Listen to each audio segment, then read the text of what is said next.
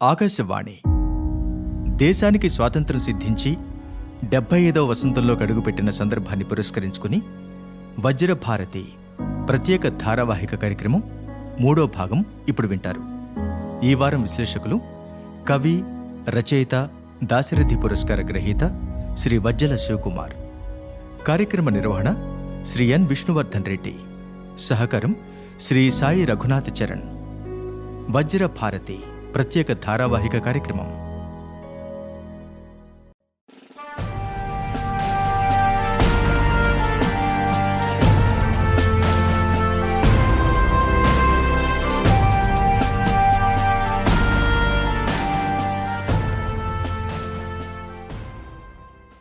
శ్రోతలకు నమస్కారం. వజ్రభారతి ధారావాహిక కార్యక్రమం 3వ సంచికకు స్వాగతం. ముందుగా అందరికీ స్వాతంత్ర దినోత్సవ శుభాకాంక్షలు.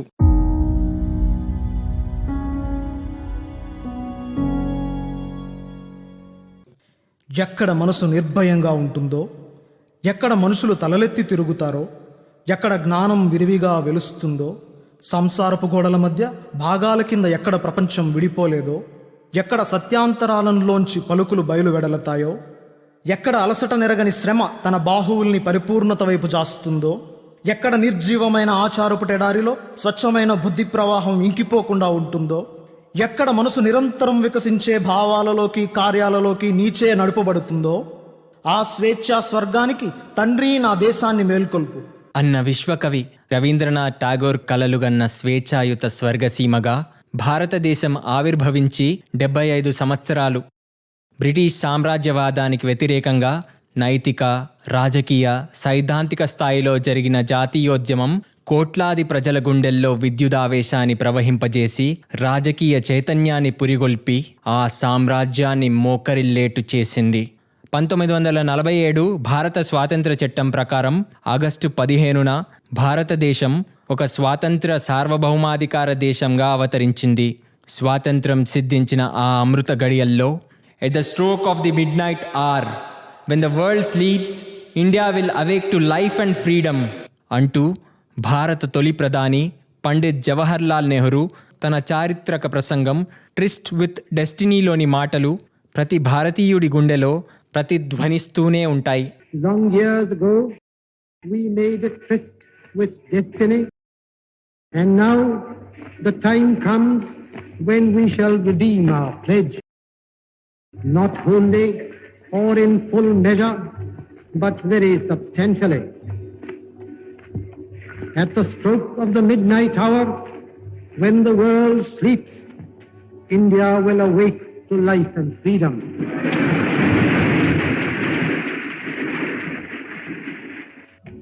A moment comes, which comes but rarely in history, when we step out from the old to the new, when an age ends, and when the soul of a nation, long suppressed, finds utterance. It is fitting that at this solemn moment we take the pledge of dedication to the service of India and her people, and to the still larger cause of humanity.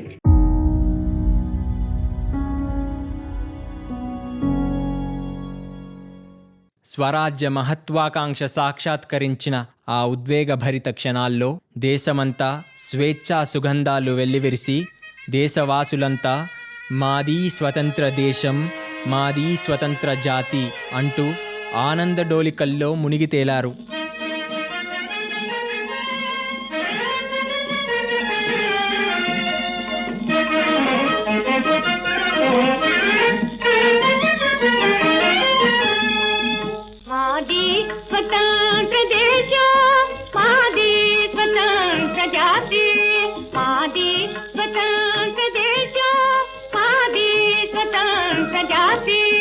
Bharat देश में माँ देशों भारतीय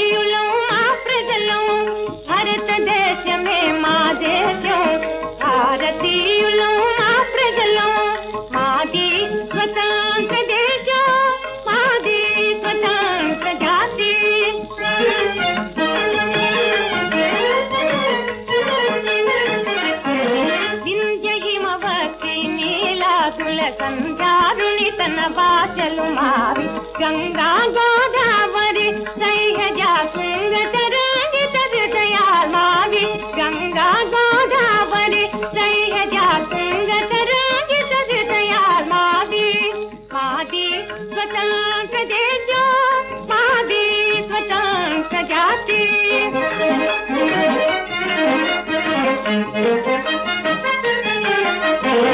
ఆలయముల శిల్ప విలాసం ఆరామముల కళా ప్రకాశం ఆలయముల శిల్ప విలాసం ఆరామముల కళా ప్రకాశం మొగల్ సమాధుల రసధరహాసం మాకుని ఎనూతనేతిహాసం మాది స్వతంత్ర దేశం మాది స్వతంత్ర జాతి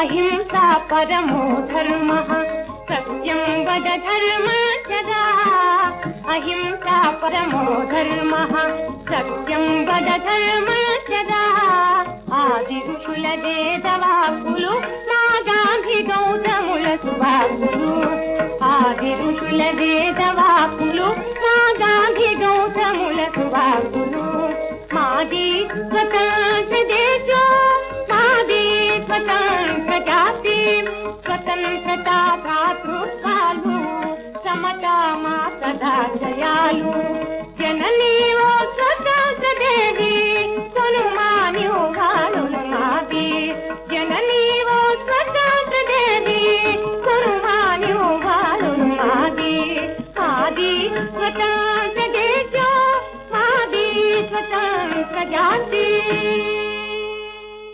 అనంతమైన వైవిధ్యము వైరుధ్యము ఉన్నప్పటికీ భిన్నత్వంలో ఏకత్వమే భారతదేశ విశిష్టత. అంతటి విశిష్టమైన సంస్కృతిని విచ్ఛిన్నం చేసేందుకు బ్రిటిష్ వలస పాలకులు చేసిన ప్రయత్నాలను విఫలం చేస్తూ వారు నిష్క్రమించే వరకు నిర్విరామంగా జరిగిన స్వాతంత్ర సంగ్రామంలోని కొన్ని ముఖ్యమైన సంఘటనలు వివరిస్తున్నారు కవి, రచయిత, దాశరథి పురస్కార గ్రహీత శ్రీ వజ్జల శివకుమార్. ఏ దేశమైనా అగ్రపథంలో దూసుకుపోవాలంటే ఆ దేశంలో శాంతి సుస్థిరతలు అవసరం.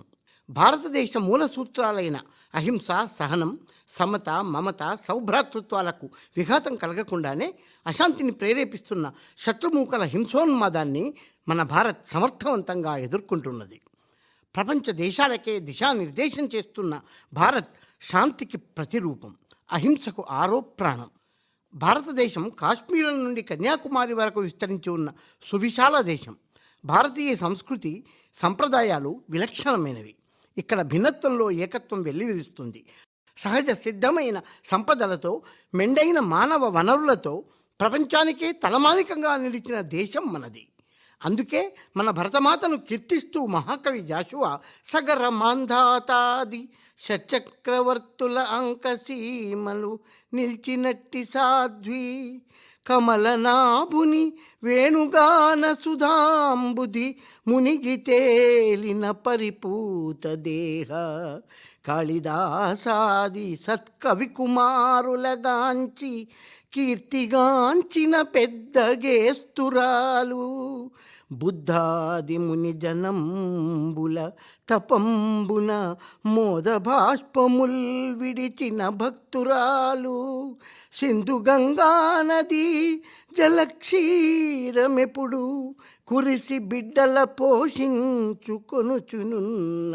పచ్చి బాలెంతరాలు మా భరతమాత మాతలకు మాత సకల సంపత్సమేత. నాగరికత పుట్టి పరిమళించిన ఈ దేశంలో ఎన్నో వైవిధ్యాలున్నాయి, వైరుధ్యాలున్నాయి. అయినప్పటికీ భిన్నత్వంలో ఏకత్వంతో వసుధైక కుటుంబంలా మనమంతా సౌభ్రాతృత్వంతో మెలగడమే మన విశిష్టత. భారతదేశంలోని వివిధ భాషలు, మతాలు, సంగీతం, నృత్యం, ఆహారం, నిర్మాణ కళ, ఆచారాలు, వ్యవహారాలు దేశంలో ఒక్కొక్క ప్రాంతానికి ఎంతో భిన్నంగా ఉంటాయి. భారతీయ సంస్కృతి అనేది అనేక సంస్కృతుల సమ్మేళనంగా పిలువబడుతున్నది. ఆర్యభట్ట, భాస్కర, వరాహమిహిరుల వంటి ఉద్దండ గణిత ఖగోళ శాస్త్రవేత్తలతో విజ్ఞాన రోచస్సులను విశ్వం నలచెరగులా వ్యాపింపజేసిన పుణ్యభూమి మనది. నైతిక విలువల ఆధారంగా జీవించి జీవితం అంటే ఇది అని ప్రపంచానికి చాటి చెప్పిన సుదీర్ఘ చరిత్ర ఒక్క మన భారత్కే చెందుతుంది. భరతభూమి అనేక విదేశీయుల దండయాత్రలకు కుతంత్రాలకు లోనైంది.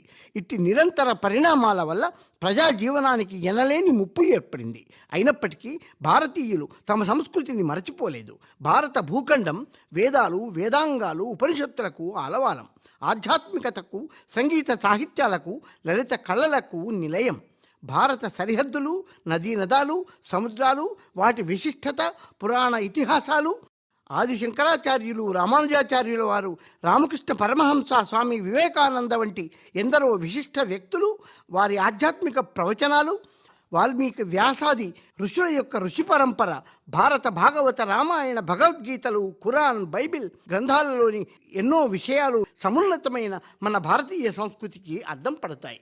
విజ్ఞానాభివృద్ధి విద్యుత్వేగంతో విజృంభిస్తున్న నేటి యుగంలో కూడా భారతీయులు విజ్ఞాన విశేషాలతో, అభివృద్ధి లక్ష్యాలతో, ఆచార సంప్రదాయాలను గౌరవిస్తూ భావితరాల వారికి ఈ జ్ఞానాన్ని అనుసృతంగా అందిస్తున్నారు.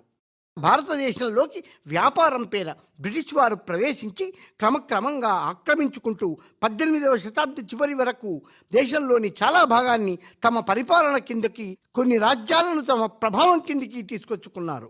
19వ శతాబ్ది తొలి నాటికి వారి ఆధిపత్యం పూర్తిగా స్థిరపడిపోయింది. 1858 వరకు భారతదేశ సార్వభౌమునిగా మొఘల్ పరిపాలకులే ఉన్నప్పటికీ 19వ శతాబ్ది తొలినాళ్ల నుంచే మొఘలాయి రాజుల గౌరవాన్ని తగ్గిస్తూ భారతావనిని క్రమంగా తమ స్వాధీనంలోకి తెచ్చుకున్నారు బ్రిటిష్ వారు. చివరకు 1857లో తొలిసారి జరిగిన భారత ప్రథమ స్వాతంత్ర సంగ్రామం ప్రపంచాన్ని ఆశ్చర్యానికి గురిచేసిన అద్భుతమైన ఘటన. ఒక రకంగా ఇది మొత్తం ప్రపంచాన్ని కదిలించి వేసింది. బ్రిటిష్ సామ్రాజ్యవాదానికి వ్యతిరేకంగా భారతీయులంతా కలిసికట్టుగా చేసిన పోరాటం అది. ప్రథమ స్వాతంత్ర సంగ్రామం జరిగి భారత సిపాయిలు, రాజులు అందులో ఓడిపోయాక 1858లో బ్రిటిష్ రాణి భారత సామ్రాజ్యాధినేత్రి అయ్యాక మన దేశం పూర్తిగా బ్రిటిష్ వారి పాలన కిందికే వచ్చేసింది. 1857లో ఆరంభమైన ఈ సంగ్రామం చివరికి బ్రిటిష్ వారు దేశం వదిలిపోయే వరకు నిర్విరామంగా సాగింది. నానాసాహెబ్ మరియు రావ్ సాహెబ్ పరివారం, తాంతియా తోపే, అజ్ముల్లా ఖాన్, రాణి ఝాన్సీ లక్ష్మీబాయి, కున్వర్ సింగ్, బీహార్లోని రాజపుత్ర నాయకుడైన జగదీష్పూర్, మొఘలు చక్రవర్తి బంధువైన ఫిరోజ్ షా, బహదూర్ షా, ప్రాణ్సుఖ్ యాదవులు బ్రిటిష్ వారిని ఎదిరించి తిరుగుబాటుదారులలో ఉన్నటువంటి ఇతర ముఖ్య నాయకులు ఎంతోమంది ప్రథమ స్వతంత్ర సంగ్రామ యోధులుగా ఈనాటికి మనకు చిరస్మరణీయులే. 1857 నుండి 1942 వరకు స్వాతంత్ర్యం కోసం ఏ స్వాతంత్ర ఉద్దీపనతో దేశ ప్రజలు ముడిపడి ఉన్నారో, ఏ ఉద్రేకాన్ని పంచుకున్నారో అది మన భావి భారత నిర్మాణానికి ప్రేరణ. మన స్వాతంత్ర సమరయోధులు చేసిన త్యాగం, తపస్సు, ఇచ్చిన బలిదానాలు మించిన ప్రేరణ ఇంకా ఏమున్నది చెప్పండి మనకి.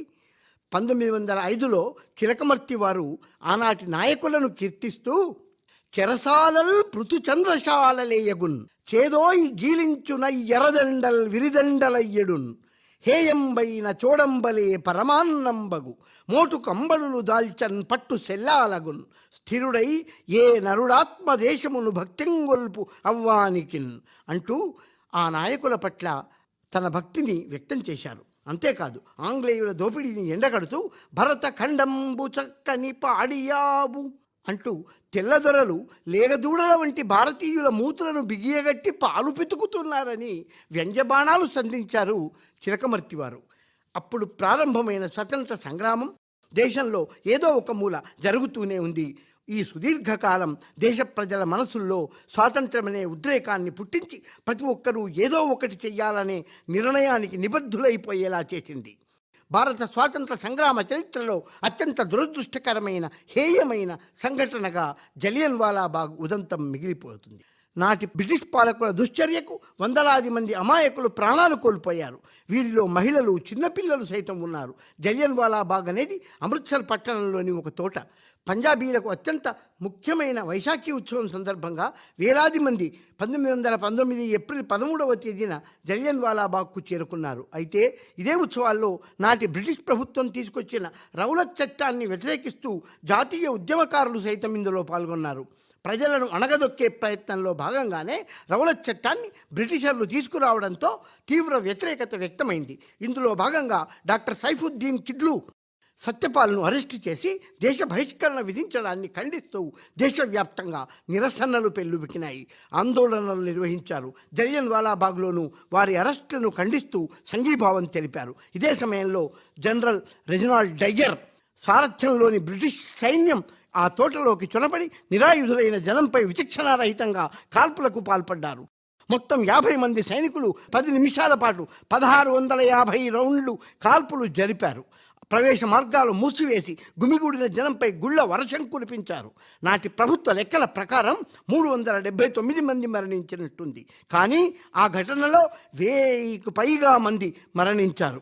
2000కు పైగా ప్రజలు గాయపడ్డారు. ఈ హఠాత్ పరిణామానికి నిశ్చేష్టులైన ప్రజలు బయటకు వెళ్ళడానికి వీల్లేని పరిస్థితుల్లో నెత్తురోడుతున్న పార్కు గోడలపైకి ఎక్కేందుకు విఫల యత్నం చేశారు. కొందరు అక్కడే ఉన్న నూతిలో దూకేశారు. 1919లో జరిగిన జలియన్వాలా బాగ్ ఉదంతం భగత్ సింగ్ శరీరంలోని రక్తాన్ని మరిగించింది.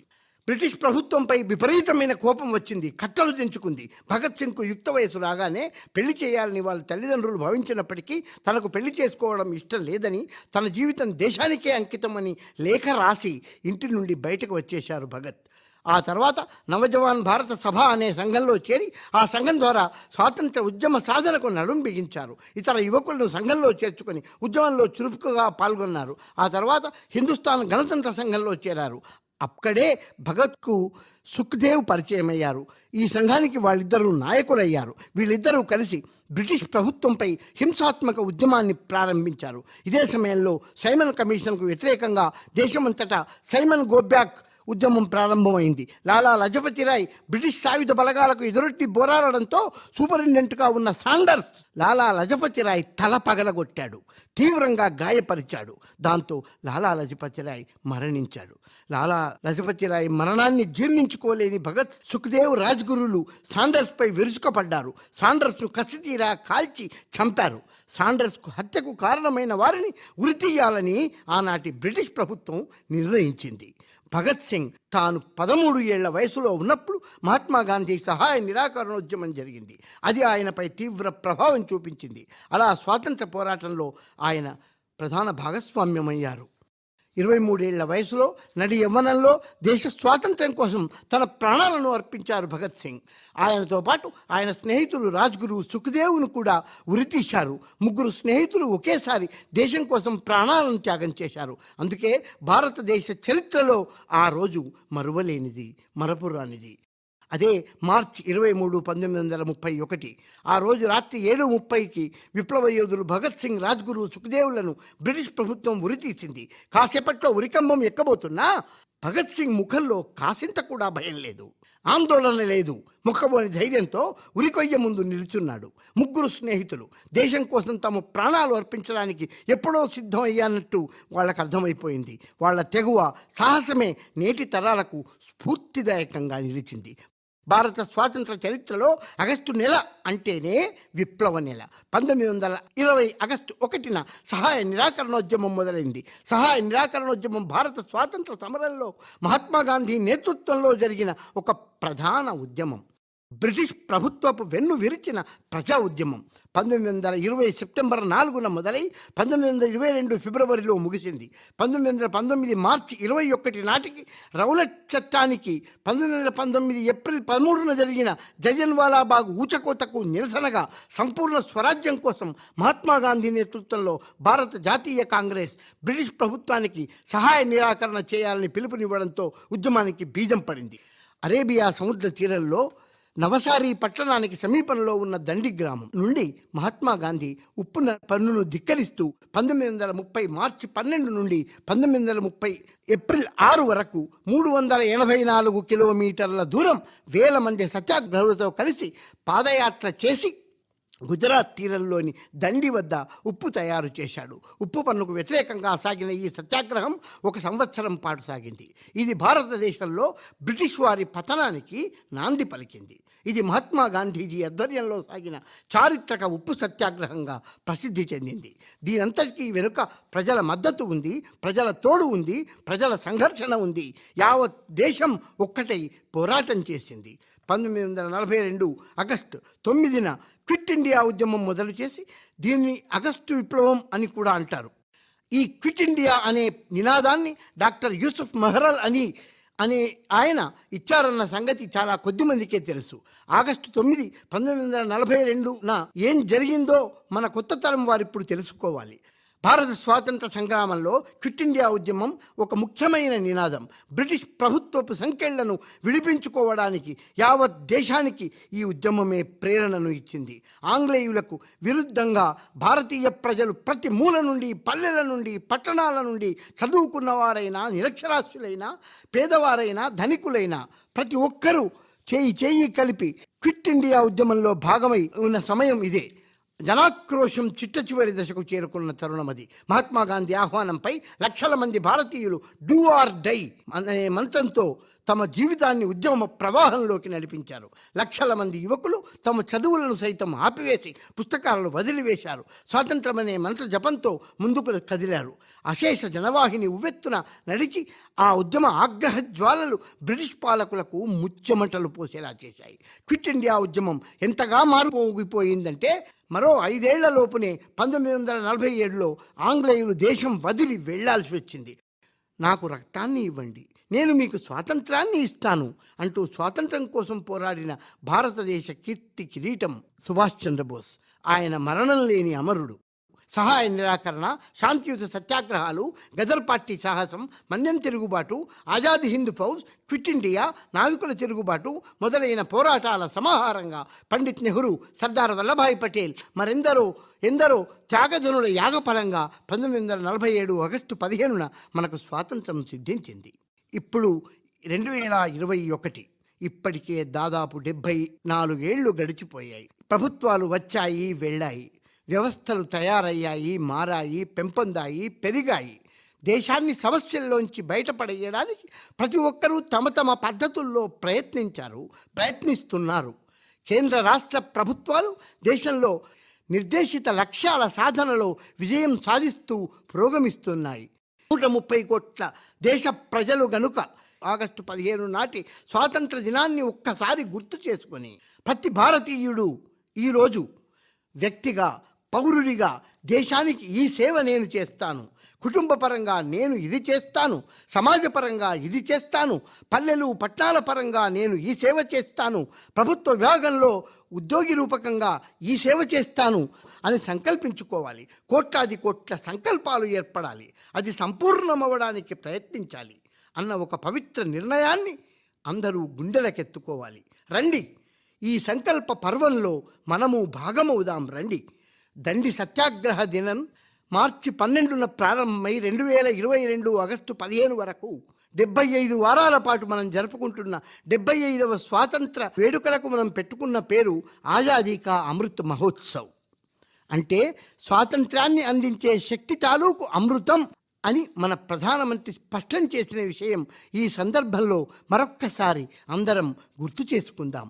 దీనికి అర్థం స్వాతంత్ర పోరాట యోధుల ప్రేరణ తాలూకు అమృతం, కొత్త కొత్త ఆలోచనల సుధ, ఆత్మనిర్భరత తాలూకు ప్రతిజ్ఞలు మరియు మకరందము మనందరం ఆస్వాదిస్తూనే ఉన్నాము అని మన ప్రధాని స్పష్టం చేసిన సంగతి మనందరం మరువరాదు.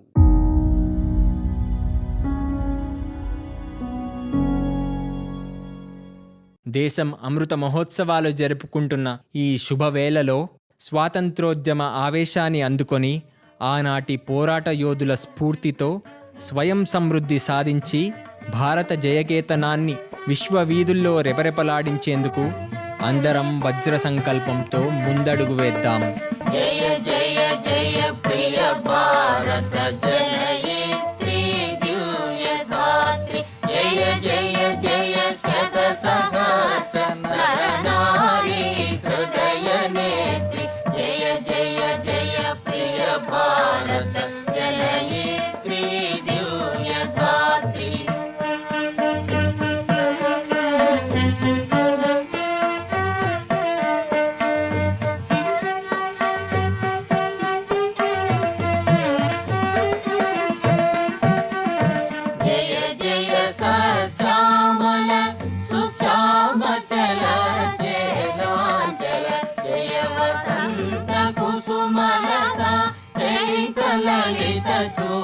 శకుంతల జయ జయ సశ్యామల సుశ్యామచల చేలాచల జయ వసంత కుసుమలత చైతలలిత చూర్ణ కుంతల జయ మదీయ హృదయాశయ లాక్షారుణ పదయుగళ జయ మదీయ హృదయాశయ లాక్షారుణ పదయుగళ జయ జయ జయ ప్రియ భారత జనయిత్రి దివ్య ధాత్రి జయ జయ జయ శత సహస్ర నర నారీ హృదయ నేత్రి జయ జయ జయ ప్రియ భారత జనయిత్రి దివ్య ధాత్రి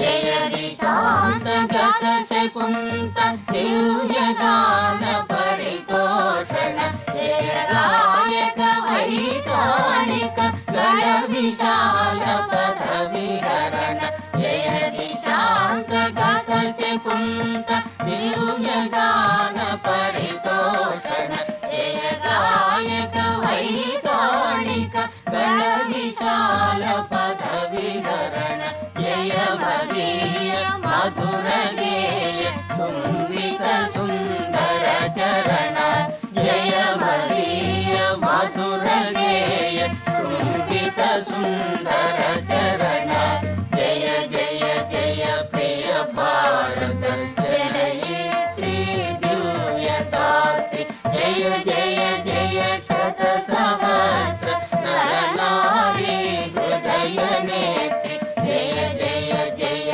ప్రియ భారత జనయిత్రి దివ్య ధాత్రి.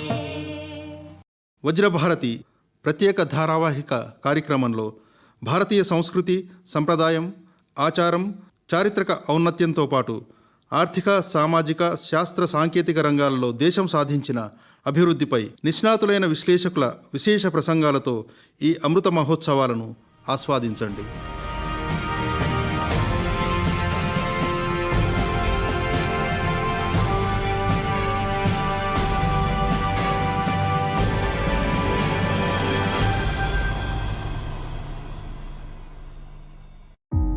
దేశానికి స్వాతంత్ర్యం సిద్ధించి 75వ వసంతంలో అడుగుపెట్టిన సందర్భాన్ని పురస్కరించుకుని వజ్రభారతి ప్రత్యేక ధారావాహిక కార్యక్రమం 3వ భాగం మీరింతవరకు విన్నారు. ఈ వారం విశ్లేషకులు కవి, రచయిత, దాశరథి పురస్కార గ్రహీత శ్రీ వజ్జల శివకుమార్. కార్యక్రమ నిర్వహణ శ్రీ ఎన్ విష్ణువర్ధన్ రెడ్డి. సహకారం శ్రీ సాయి రఘునాథ్ చరణ్. వజ్రభారతి ప్రత్యేక ధారావాహిక కార్యక్రమం ఆకాశవాణి హైదరాబాద్ కేంద్ర సమర్పణ.